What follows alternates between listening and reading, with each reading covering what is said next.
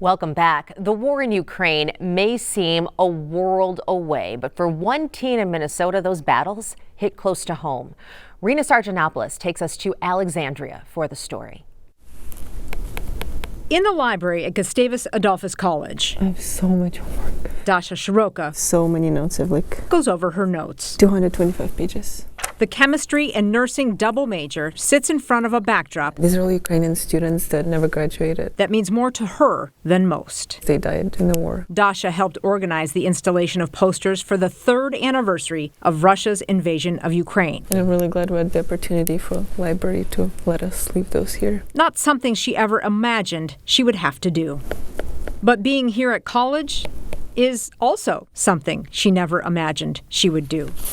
I came here when I was 15, and I'll be 20 this year. I still haven't left because of the war. Dasha's story starts 3 hours north in Alexandria, Minnesota. Dasha's home! So good to see you. So good to see you too. I missed you. Dasha came here from Ukraine to attend high school on a scholarship. How's the car running? You can be honest. Her host family, Jeff, Rhonda, and Emma Stewie, welcomed her You said permanently. with open arms. Along with a German exchange student, Cecilia. It's just weird to think about. You don't expect things to go where they end up going. They sure don't. The time just goes by so fast. It does. Dasha's 4-month trip to the United States I miss my family is still going. and my friends a lot.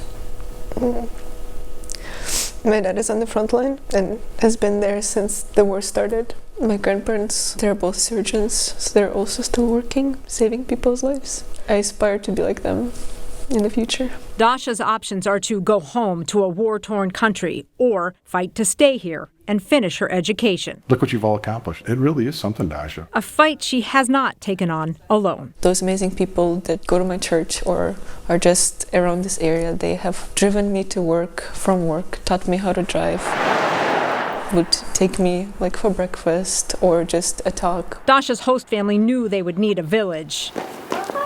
And they had one. We got to know her and fall in love with who she is. She's an incredible person. The congregation at Calvary Lutheran Church jumped into action. It's been humbling to watch how people came forward to pay for legal bills, to do dental work, all those things you do as a regular high school student. Making sure she got into post-secondary education. And that was and is still the biggest issue. Dasha's exchange visitor visa switched to temporary protected status. She can't actually get any financial aid or any help. She can't do a work-study program. Gustavus was really generous when it comes to a tuition package, as well as a private donor who donated towards her education. The church picks up room and board. Dasha works 3 jobs currently to make the rest of the ends meet, but time is running out. You keep a pretty busy schedule. Her temporary protected status expires in weeks. She has applied for an extension, but has heard nothing. And what I'm scared about is that it's not going to get renewed again and I have to go home in the war. And I can't finish college either. So, the Stewies and the village Exciting news. continue to rally for this bright young woman, I'm going to a medical conference in Harvard. hoping an answer will come soon, You nervous about that? Yeah, a little. allowing her to stay. Another daughter, not a new daughter, Emma. Rena Sargentopoulos. Excuse me? KARE 11 News. In high school, senior night usually represents a culmination. For the Orono Spartans, it was an opportunity to honor family. Will Hall has the story. For the Orono Spartans boys basketball team, senior night represents a culmination. Years of hard work, sacrifice, and joy leading up to one final home game. It's a night they've dreamed of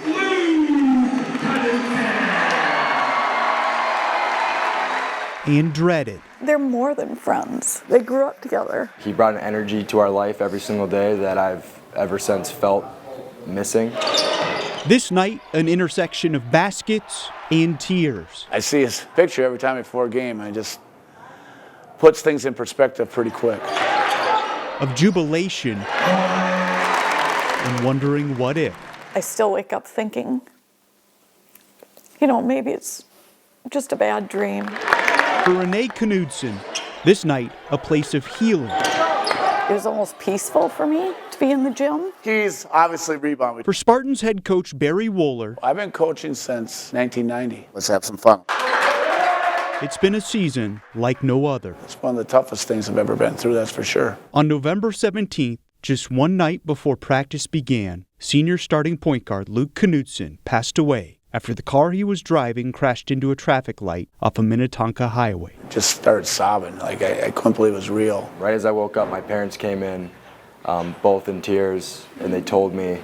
And at first I didn't really believe them, but then reality set in, and yeah, it was the worst day of my life. A season marked with excitement in hopes of returning to the state tournament, suddenly shifting to a season trying to move forward without a beloved son, brother, and best friend. It's a season that I hope no team ever has to go through. From the very first game of the season, Luke's presence has carried the Spartans through the peaks and valleys. All four of us starters took the ball, touched it, and then we placed it down on the court and then took a 24-second shot clock violation. It was a really special moment, brought me to tears. Luke's jersey on the bench, his picture overlooking the gym, his presence felt in every three-pointer and team huddle. Let's get stopped here. The gym has served as a refuge for the Knutsons and Spartans this winter. It's been our sanctuary, frankly. Practice became therapy for all of us, players and coaches. It's kind of like that one place where everything can seem somewhat normal. A place equal parts healing and grieving. People always ask, how do you go to the games? I don't know how I couldn't go to the games. A place where his presence shines brightly, while his absence is felt most. I think about him every day. Wish he was here, part of it with his senior year, and just miss him. Especially on this senior night. That's how we're going to get through it, is we're going to honor him by playing for him. A night for the Spartans to reflect on a lifetime of memories and moving forward once more without their leader, friend, and point guard. They have really, really done a wonderful job honoring him, keeping him a part of it. Seymour! In Warner. Look up, look up! Will Hall, KARE 11 Sports. Well, stick with us. More news and weather coming up after the break.